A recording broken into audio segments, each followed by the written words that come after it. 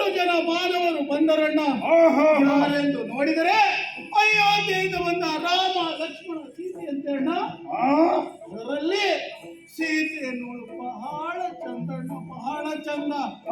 ಅವಳು ಅಲ್ಲಿ ಅವರೊಂದಿಗೆ ಇರುವುದು ತರವಲ್ಲ, ನಿನ್ನೊಂದಿಗೆ ಇರಬೇಕು ಎನ್ನುವ ಕಾರಣಕ್ಕಾಗಿ, ನಿನಗೆ ಅವಳನ್ನು ಮದುವೆ ಮಾಡಬೇಕು ಎನ್ನುವ ಕಾರಣಕ್ಕಾಗಿ ಕೋರಿ ಕೈ ಇಕ್ಕಿದೆ ಅಣ್ಣ.